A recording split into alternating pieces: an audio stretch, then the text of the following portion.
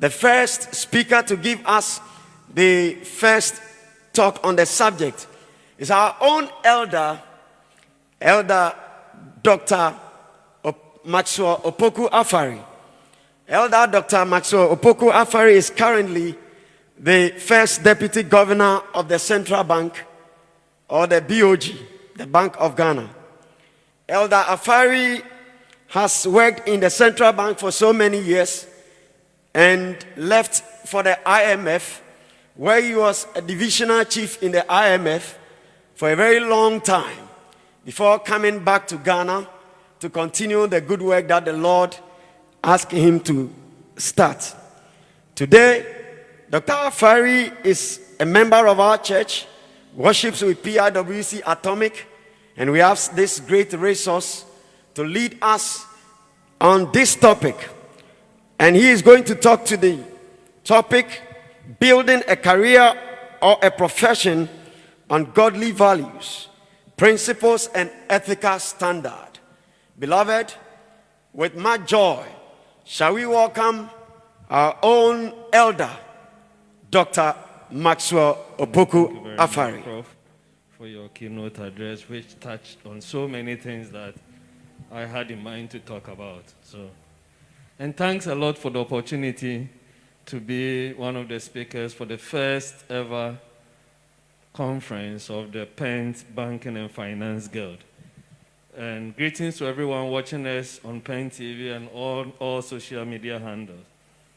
I'm here to talk about how to build a career or profession on godly values, principles, and higher ethical standards. And I think let me start by, I have about 20 minutes to do this, so I'm not going to read a speech. I want us to talk. Let me start by saying that as professional Christians, because I believe I'm talking to professionals who are Christians. So as professional Christians, we should consider our workplaces as our ministries.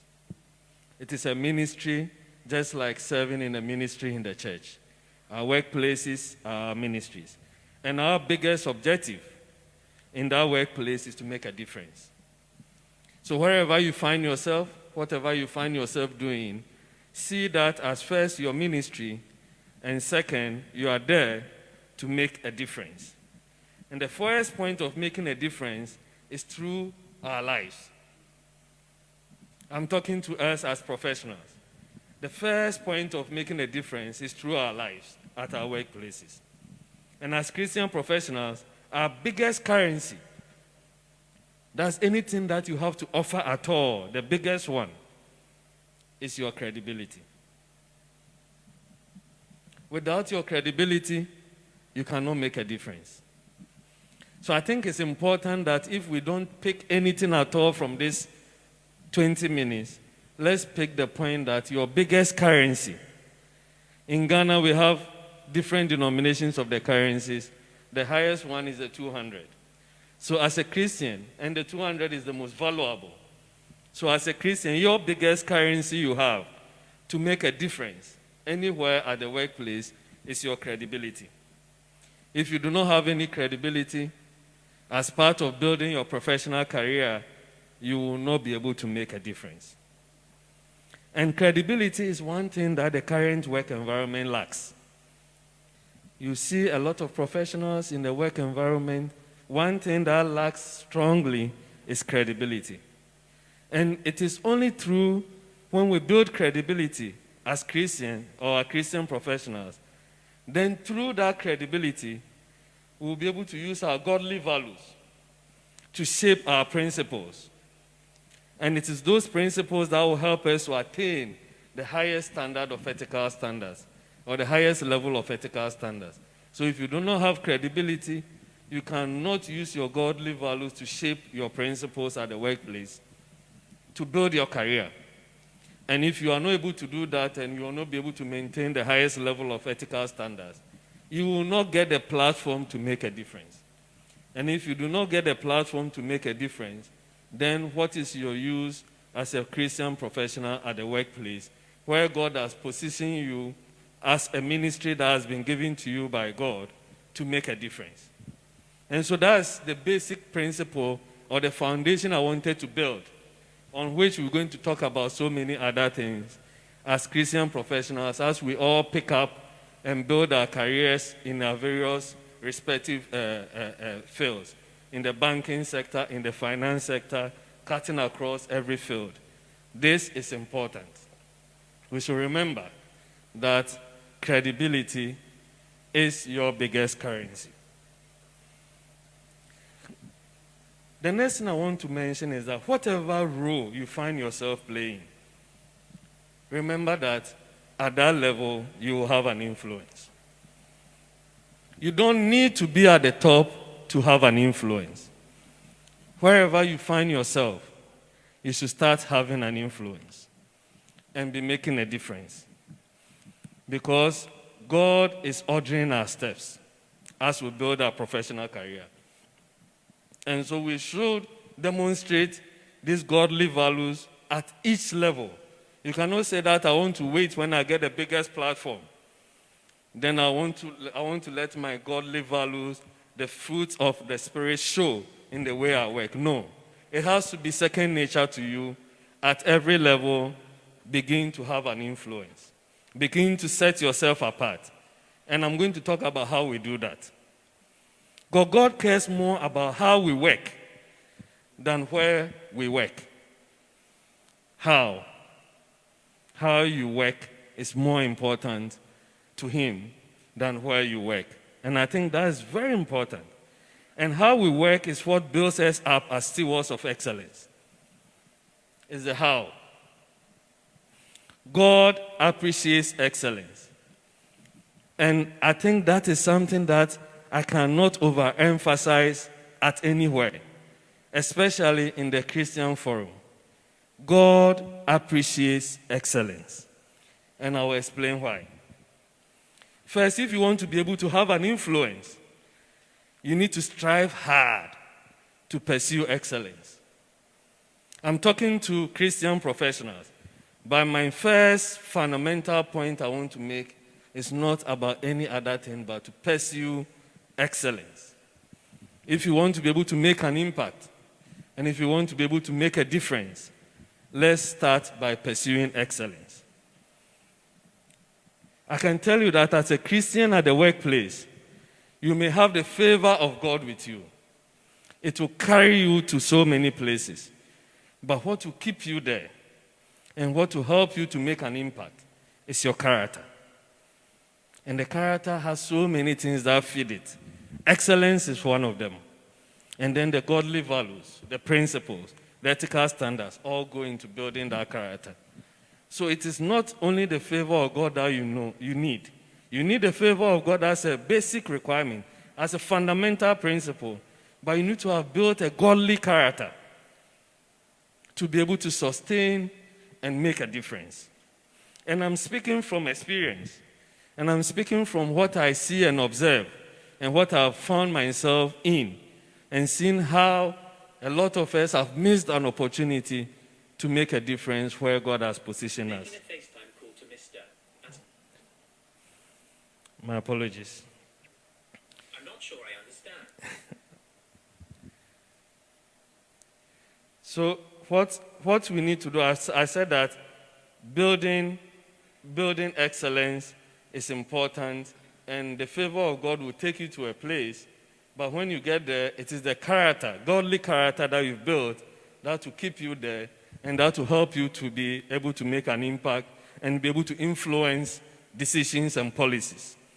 If you don't get the opportunity to engage as a Christian professional, assuming you're a Christian at the workplace, but nobody is giving you the opportunity to engage, to be involved in things, how do you then demonstrate your godly values, your principles, and be able to make an impact in taking it as your ministry?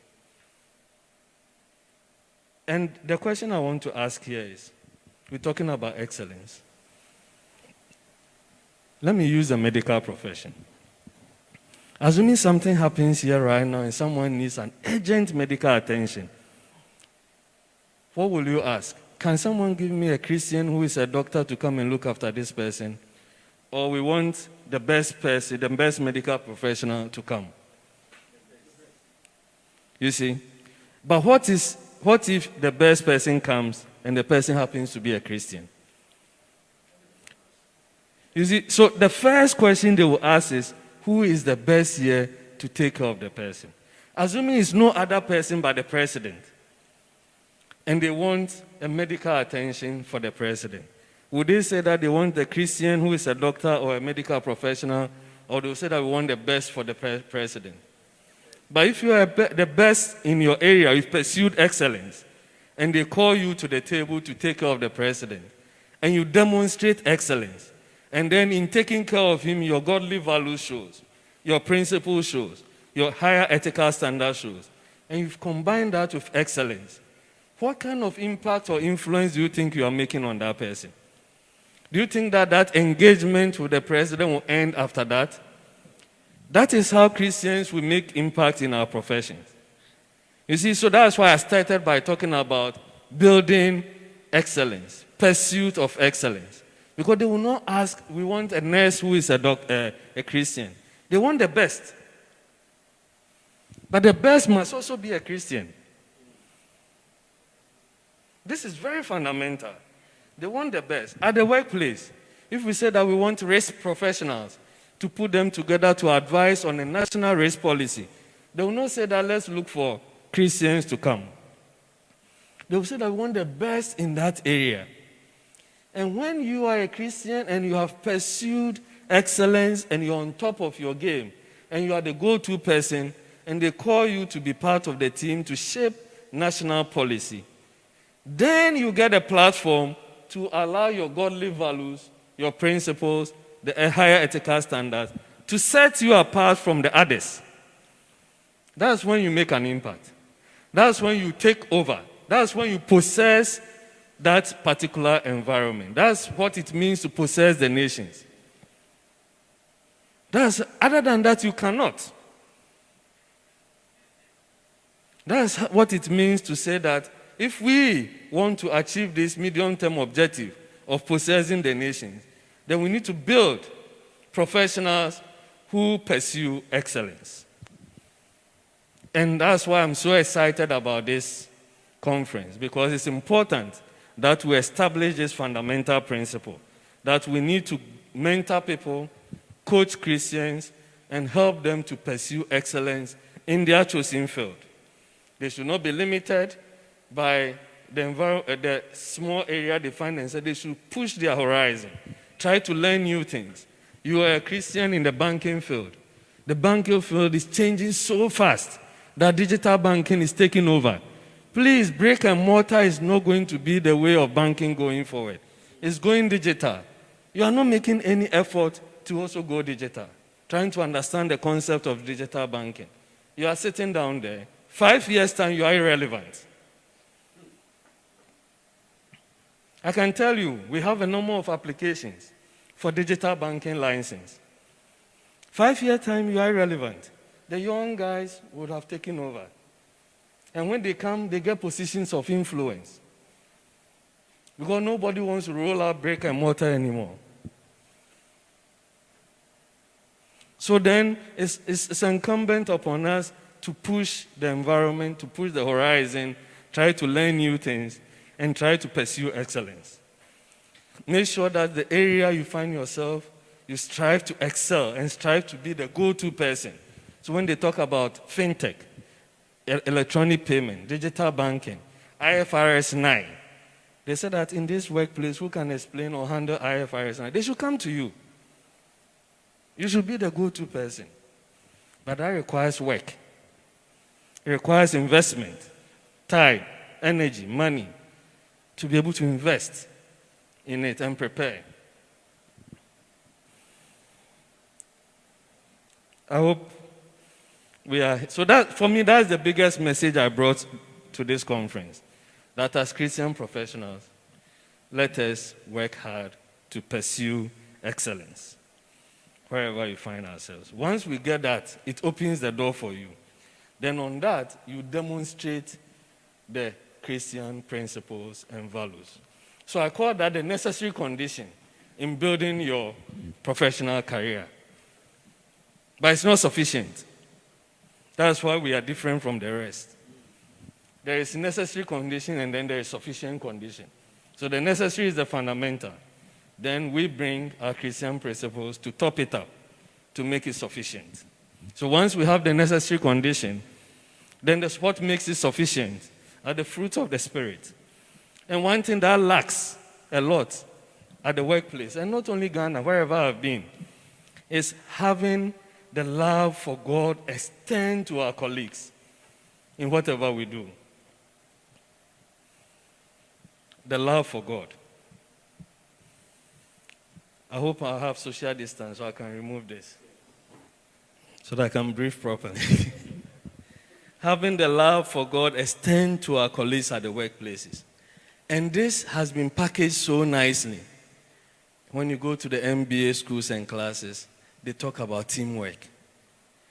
But we are Christians. We have it for free. It's in the Bible. We've been taught every day. Because if your love for God is extending to your colleagues, you are automatically a good team player. I don't know whether you understand me. If the love for God extends to your colleague, you don't need someone in the MBA class to tell you that for you to advance in your career, you need to be a team player. Because of the love for God that you have extending to your other colleagues, you are automatically a good team player. You see?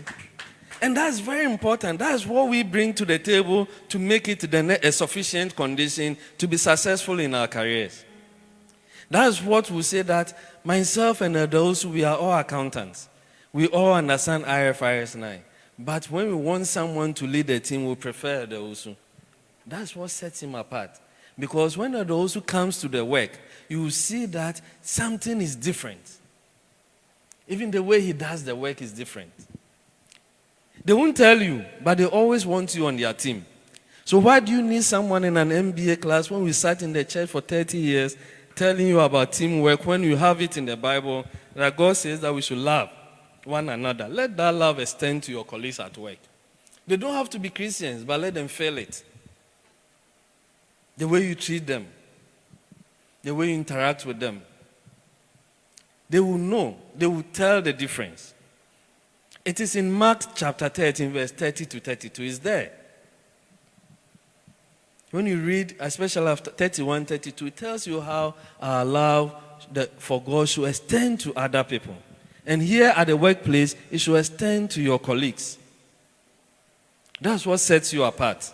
If you want to build a professional career as a Christian with godly values and principles, this is it. After you've built the foundation with excellence, let that fruit of the Spirit show in the way you interact with your colleagues at work. Then the next one you need to do is honesty. It is the biggest thing that lacks at our workplaces. It is the rarest commodity in our workplaces, honesty. But honesty is costly.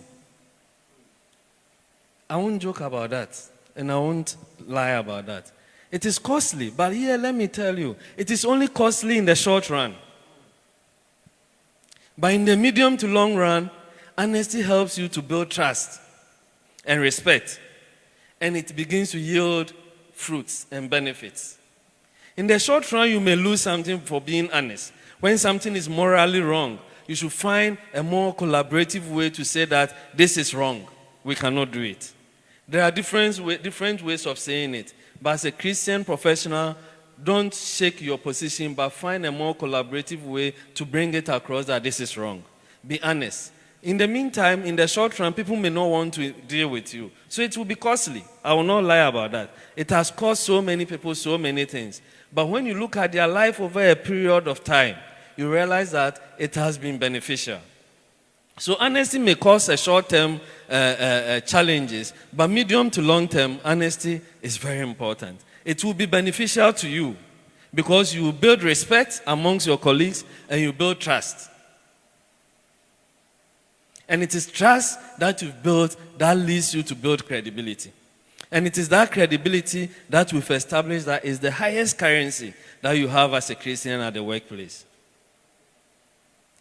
Then after honesty, you talk about integrity. Prof mentioned that. It is also very costly.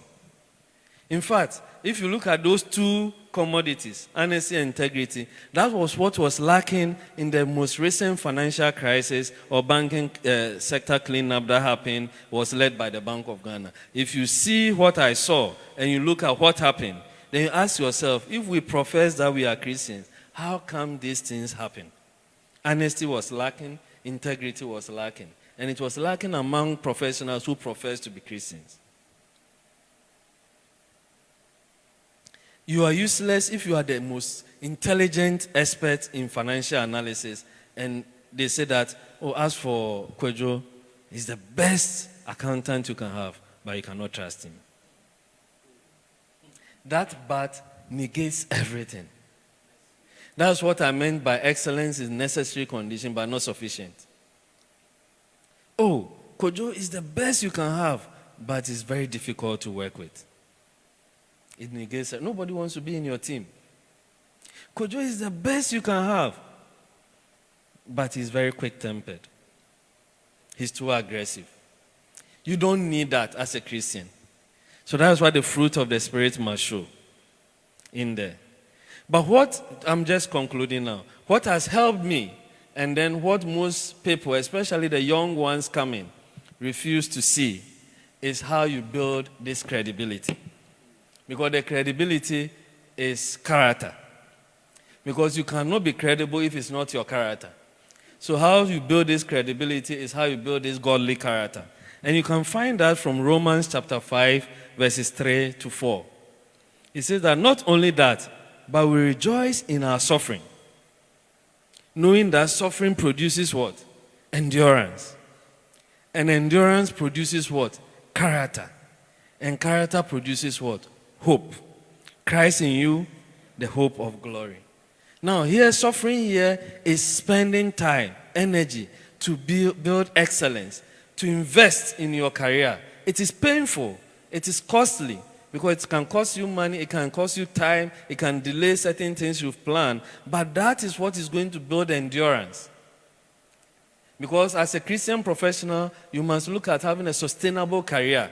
That's what is going to build endurance. And it's that endurance that is going to build that character that gives you credibility. Because the suffering will come when you are being honest and then becomes costly. It's suffering. You see other people cutting corners and benefiting, but you are not. That is painful. But you are paying that price to build what? Character. And it's that character that produces what? Hope. And it's Christ in us is that hope of glory, that you become successful in your professional career. And I strongly believe that if we're able to do this as Christian professionals, building excellence, and on top of that, adding the fruit of the Spirit, letting the love of God show to other colleagues, being honest and having integrity, and making sure that we excel with all these godly principles, godly values, principles, and higher ethical standards, we are going to possess this nation and we are going to make a change because we will be sitting at places where our views will be shaping policies going forward. God bless you all. Thank you very much.